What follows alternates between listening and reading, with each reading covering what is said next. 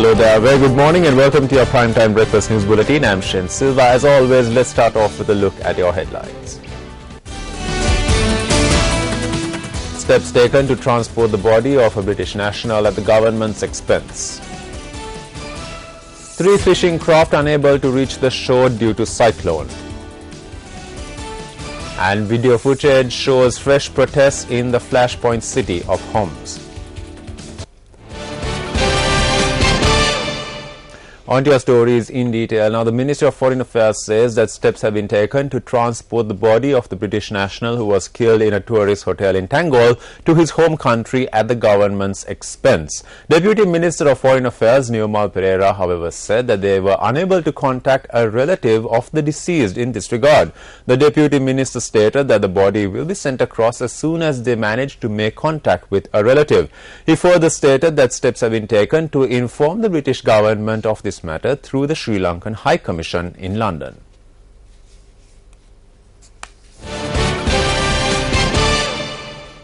In the meantime, the Fisheries Department states that 3 fishing craft which are out at sea at present are unable to reach the shore due to the ongoing Thane cyclone. Assistant Director of the department, Lal De Silva, noted that there are 16 fishermen aboard these craft. De Silva further noted that the craft were unable to reach the shore due to the force of the wind and the waves that had arisen due to the cyclone, and that they had requested the assistance of the Navy in this regard. The Assistant Director of the Fisheries Department added that the 3 vessels were presently located east of Point Pedro and that they had conveyed this location to the Navy.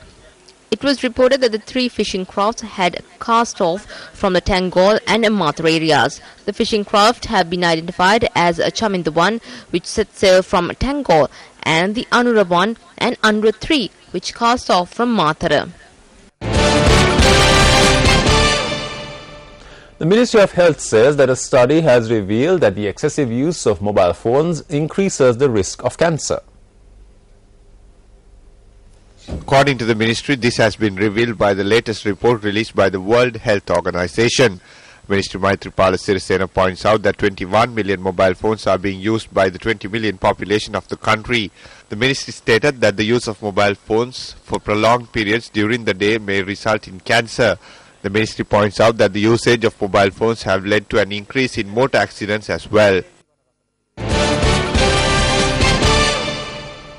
The Colombo Municipal Council says that steps have been taken to provide a uniform to those engaged in trading activities in the Colombo Gold Fest with effect from today. Now, this will be carried out after giving a special training to those operating trade stores in the area. Chief Medical Officer at the CMC, Dr. Pradeep Karyawasam, said that these measures were taken after it was revealed that the preparation of food was being carried out in an unhygienic manner. He further said that certain traders use fabric coloring in the preparation of food.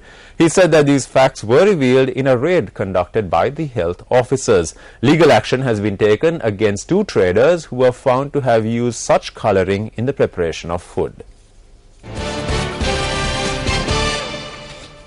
It has been established that a new type of paddy has been discovered through the use of gene technology by Professor A.A. Yasaratna of the Sabaragama University's Agriculture Faculty.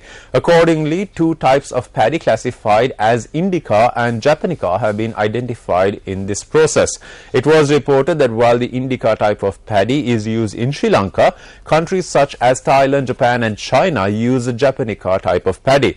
Professor Yasaratna noted that as opposed to the Indica paddy subspecies, the Japonica subspecies of paddy showed little reaction to being planted. We will have a complete report on this story in our lunchtime bulletin.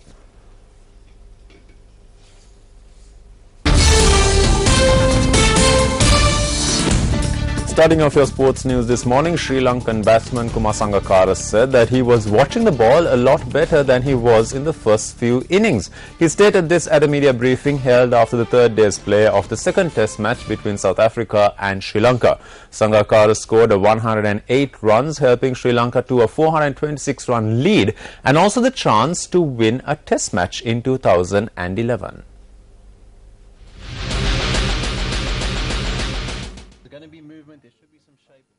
For 3 consecutive innings, Kumar Sangakkara was dismissed by good wicket-taking deliveries. Unlike some of his teammates or even his opposition, Sangakkara did not spend enough time at the crease to play a poor shot. It was only a matter of time really given Sangakkara's status as a class act on the field, off the field and around the world. He said at the media briefing, quote, "If the luck works for you on a particular day, you have to try and capitalize," unquote. He went on to say that you can't go into a negative frame of mind at any time, especially against good attacks. Sangakkara further said that he was watching the ball better than the first few innings. The world #1 test batsman went on to say that once he got down to the 60s and the 70s, it was a case of waiting for the bad balls. Got him, that's him, he's gone. There it is. First 100 in South Africa.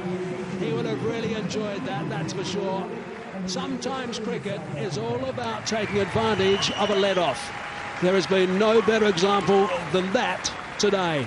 Besides his individual effort, Sangakkara shared 2 key partnerships, first with Thilan Samaravida, with whom he put 94, and then Dinesh Chandimal, a stand of 104.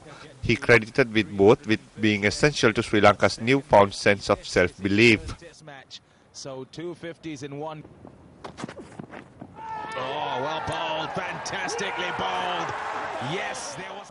Meanwhile, the former captain expects Rangana Hera to be a key factor in the search for a first test victory in South Africa.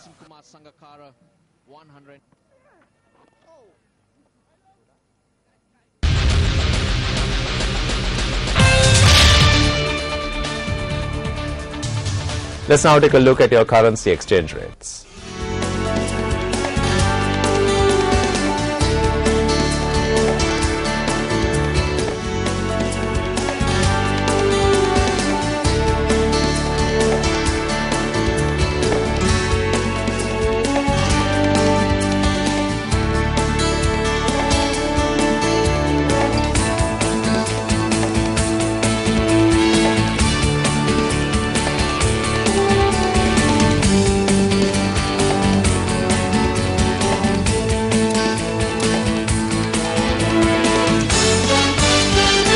News+.lk for the very latest on the world around you. Hope you have a brilliant day ahead. We wrap up with a look at Discover Sri Lanka.